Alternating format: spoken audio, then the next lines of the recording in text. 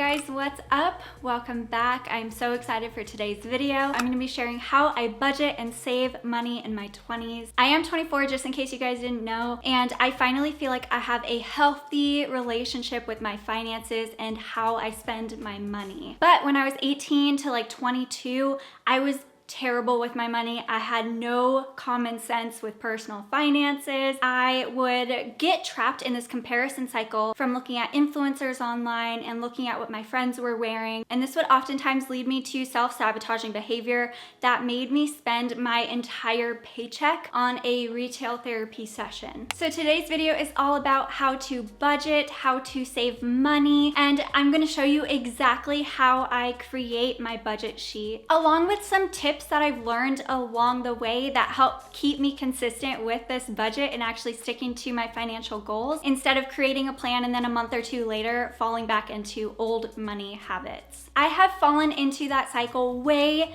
too many times and I'm tired of it, and I'm so glad that I'm not in that kind of state of mind anymore. And I genuinely hope that you find the tips that I'm going to share with you guys today valuable for you if you feel like that you're stuck in that same sort of cycle as well. Please note that I am not a financial advisor. I'm simply sharing what has worked for me based on my own personal financial journey and what I've experimented with. And I do want to encourage you to experiment with different methods for yourself because everybody's circumstances are so different. With that being said, be sure to hit the subscribe button down below if you're new here and give the video a like if you enjoy it. It means the world to me. And now let's get into exactly how I budget to save money in my 20s.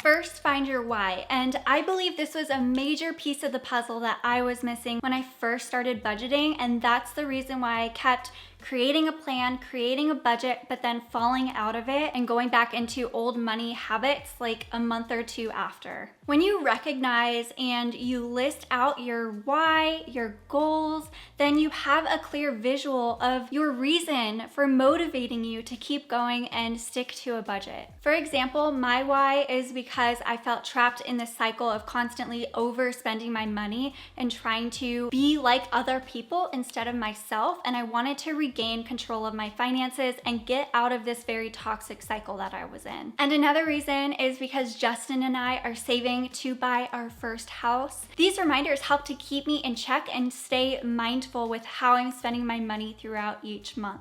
And then after I found my why, I then created my budget sheet. This is just necessary, in my opinion, to have so that you have a clear visual of your income, what your expenses are, and where you are allocating your money each month. On top of creating my budget sheet, I also created a plan that allows me to evaluate my budget sheet on a consistent schedule. Basically for me, I look at it 3 times a month. I look at it at the beginning, in the middle of the month, and at the end of the month. Now, it doesn't really matter as long as you look at it consistently. You create a schedule. You could look at it once a month, for instance, if that works for you, or you can look at it daily if that helps you to keep yourself in check if you are struggling with compulsively spending your money. But it's really important to have a consistent schedule in place so that you give yourself the opportunity to review and adjust your budget if you need to. On that note, being flexible with your budget is also something that I learned along the way to really help me to stick with it instead of feeling like I'm suppressed and restricted to my budget sheet. It helps me feel like I'm more in control of my finances and my spending because I'm allowed to make changes where I need to throughout the month. Now, I'm still intentional and mindful with where I'm spending my money, but not having this mindset of it being restrictive, it really helps me to stick with it, if that makes sense.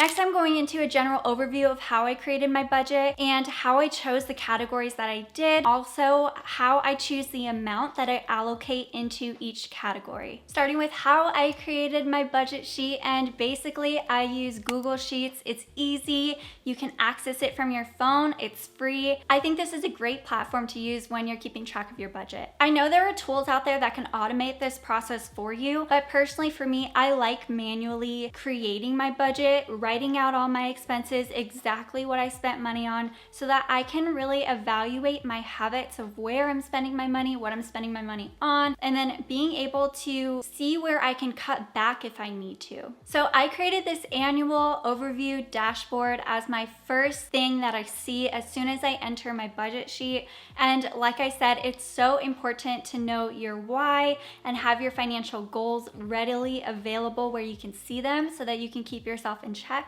and to add some motivation if you're struggling so that you can keep saving that money all year long and not just for like a month or two. If you're a returning subscriber, you probably already know that I create 90-day goals versus like a year goal because it's easier for me to wrap my head around how to reverse engineer that goal so that I can actually achieve it, so I can figure out what steps I can take on a monthly or weekly basis. It's easier for me to reverse engineer that goal and figure out what I can do if it's 90 days out versus 365 days out, which is a little bit like, I don't know where I'm gonna be in a year. So of course I do this with my financial goals as well, and I have them on the dashboard of my budget sheet so that I can remind myself of the direction that I'm going. This annual earnings section is set up in somewhat of a business format because one of my greatest goals in life is to be able to support myself and my family one day financially through my passions and be able to make an impact on this world. And because of manifestation and all that good juju, I decided to set it up this way just to kind of get me into that mindset. But besides that, it actually helps me to get a really clear visual of throughout the year how much revenue I made, how much I spent each month, and then how much I actually earned. So when I first made this budget sheet, I made sure to set up all of my monthly budget sheets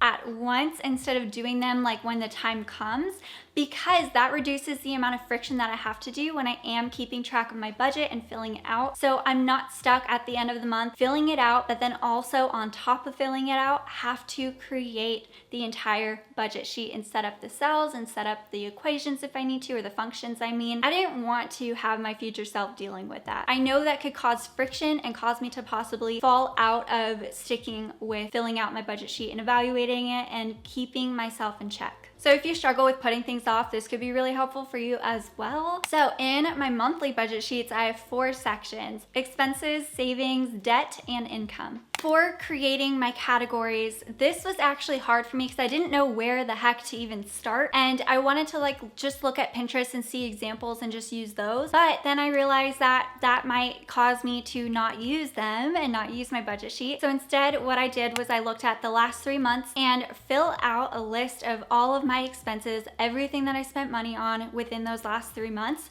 to get an idea of what categories I need and what do I spend the most money in. Again, everybody is so different, so use this as an example, but I do encourage you to find out what you spend most of your money on and what categories you can create for yourself so that you have a good foundation for your budget sheet when you start actually allocating the amount that you're going to put into each category. Personally, for me, I ended up with 12 different categories: food, business, education. This is like buying books, web courses, ebooks, whatever you name it. I have a category for that because it's something that I value. Entertainment, home. Right now, currently, we are living with my parents, so this is set to $0 because we don't have any home expenses like utilities or rent, which I'm so grateful for. Insurance, I feel like this category speaks for itself, but this is where I spend on like medical when I actually transition from my 9-to-5 to working this full time. But I do still spend $100 a month on my medical through my employer. I also have car insurance, which is about $100. Transportation, this is for gas and traveling. Pets, this is for Izzy. Vet bills, food, things for her, everything that Izzy girl needs. I have a date day category because it is important for Justin and I to get out, experience Dallas because we just moved here, go explore, try new things, try new restaurants, technology,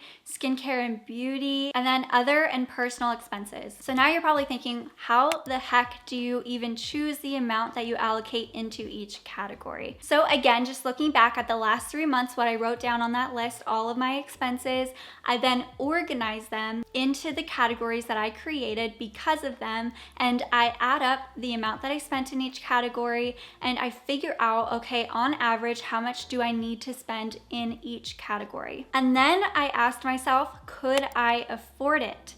And now this is where it kind of comes to play. what can I cut out? What wasn't necessary for me to buy? Where can I limit my spending and be more intentional and mindful? Once everything was organized into those categories and I kind of had an idea of how much I was spending in the past and maybe where I could cut down and reduce the amount that I'm spending every month, I then also take into consideration my financial goals and my savings goals. So I would ask myself how much I wanted to put into my savings account to reach my $1,500 savings goal in 90 days, which that means I need to put in $500 into my savings account every month. And then also how much I wanted to put towards my debt, my student loans, and that's $560 a month. So then I take that into consideration as well. And I see those as expenses that are mandatory. And I try to work my budget around being able to actually achieve those goals as priority versus everything else.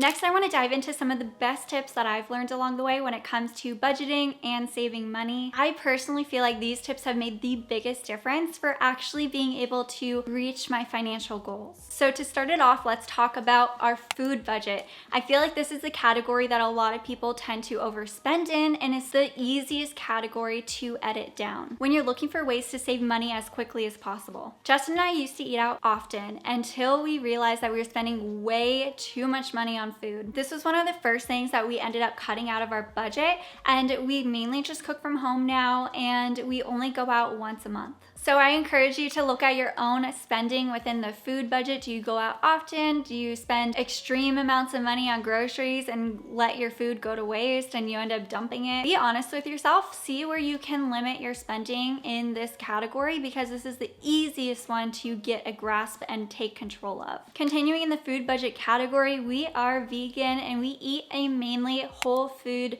based diet. At the beginning of when we first went vegan, we would always go out and buy fancy cheeses, the fancy meats, and all of the processed vegan food that we wanted to try, because we were just learning and we were just transitioning, which is totally fine, but it was really hurting our wallets. So now what we do intentionally is we shop 90% of our groceries on the outskirts of the grocery store, and then only about like 10% of our groceries are in the aisles. And we were actually able to cut our budget from around $200 a week down to under $100 now. And that's feeding 2 people. I feel like some of you right now are probably thinking, well, what if I hate cooking? And what if I don't want to eat vegan? Like, what am I supposed to do, girl?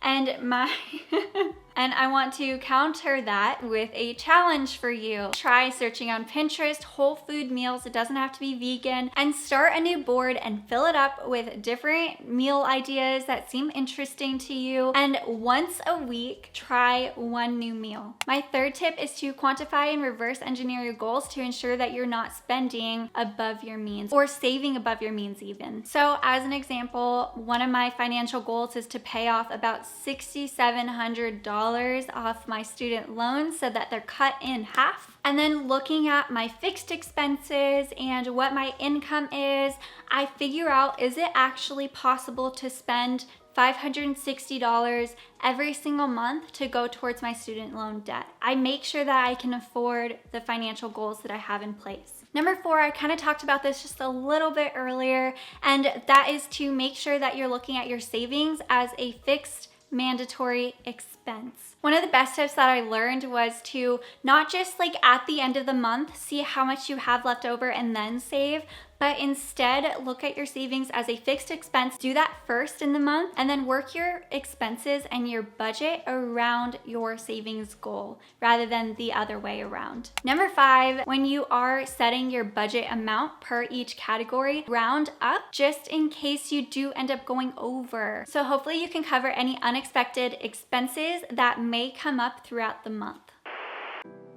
That was a fun video. I loved this one. I love talking about finances and budgeting. I think this is such an important concept because we're in a society that tells you that you should compulsively spend your money, and then we get into these comparison traps and we feel lost and we feel stressed and frustrated. I think talking about money in your 20s isn't talked about enough. We're kind of just thrown into this world where we're supposed to figure it out for ourselves. I really hope that you found this How I Budget and Save Money in My 20s video useful in some way for your own journey of taking back control of your finances. If there's one thing that you take from this video, let it be the encouragement to experiment with different budgeting methods that could work with your lifestyle, that align with your why, so that you can keep yourself in check and keep this thing going for yourself. Be sure to subscribe if you enjoy videos on intentional living and personal development. Those are the topics that I just love to talk about. And be sure to give the video a like if you enjoyed it. It means the world to me, and I cannot wait to see you guys in next week's video.